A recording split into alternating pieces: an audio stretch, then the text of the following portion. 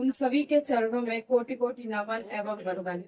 जिनकी हम जयंती मना रहे हैं, भारत में ही नहीं बल्कि पूरे विश्व में जयंती बड़े धूमधाम से मनाई जाती है। पूरी दुनिया में हर्षोल्लास के उससे मनाई जाती है। ऐसे परम पूज्य भारत रत्न विश्व भूषण जी के चरणों में कोटि कोटि नमन एवं वंदन। आज 11 अप्रैल है और 11 अप्रैल को शिक्षा के अग्रदूत महामना ज्योतिबा फूले जी के, जिन्होंने महिलाओं को शिक्षित कर जी को नारी से आरी बनाकर तैयार किया, शिक्षा की अलग जगाई। आज उनकी जयंती पर मैं संगीता पीएचडी स्कॉलर जामिया हमदर्द आज जो उच्च शिक्षा के लिए शोध कर रही हूँ, उसमें महात्मा महामना ज्योतिबा फूले एवं बाबा साहब का सबसे बड़ा योगदान। कि कर गुजर गए वो भीम थे, कर गुजर गए वो भीम थे, दुनिया को जगाने वाले भीम थे। हमने तो इतिहास पढ़ा है, हमने तो इतिहास पढ़ा है और इतिहास बनाने वाले मेरे भीम थे, मेरे भीम थे। जोरदार तालियां एक बार, जोरदार तालियां। साथियों, आज हम ऐसे व्यक्ति के बारे में चर्चा करने के लिए एकत्रित हुए हैं और इतना बहुत सुंदर मेले का आयोजन किया है।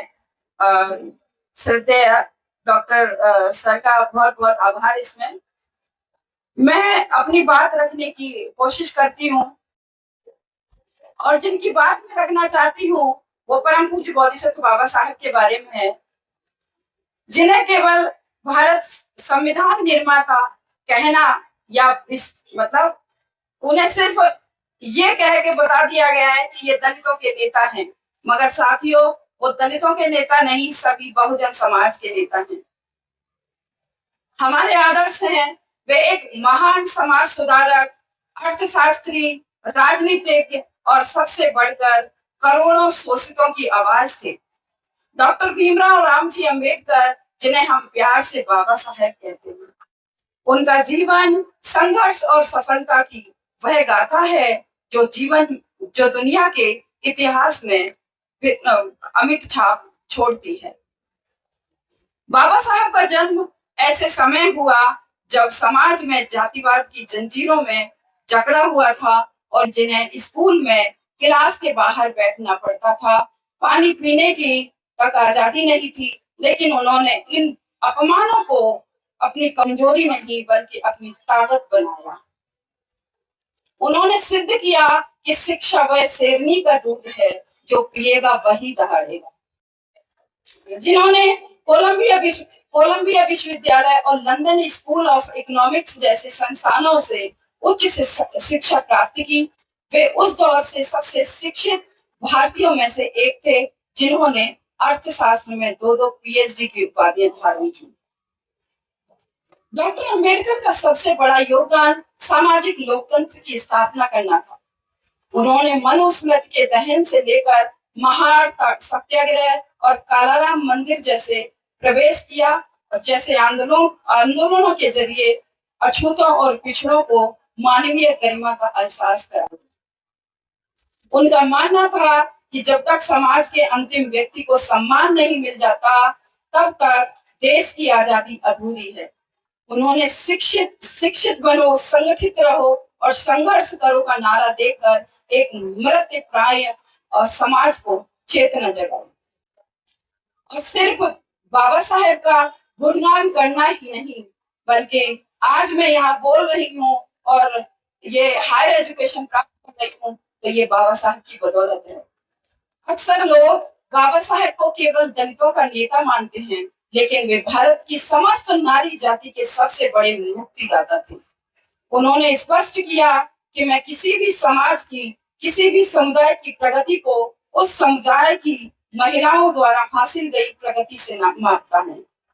उन्होंने जब हिंदू कोड बिल पेश किया, तो उनका उद्देश्य महिलाओं को संपत्ति में जब संसद में इस बिल को पूरी तरह स्वीकार नहीं किया गया तो उन्होंने अपने मंत्री पद से इस्तीफा दे दिया और यह उनके सिद्धांतों के प्रति अडिगता का प्रमाण था। साथियों, हम घर परिवार चलाते हैं तो कहीं ना कहीं हारी परेशानी बहुत सारी हमें झेलनी पड़ती है, लेकिन हमें हताश नहीं होना है, किसी भी तरह से हमें हारना नहीं है। भारतीय संविधान और राष्ट्र निर्माण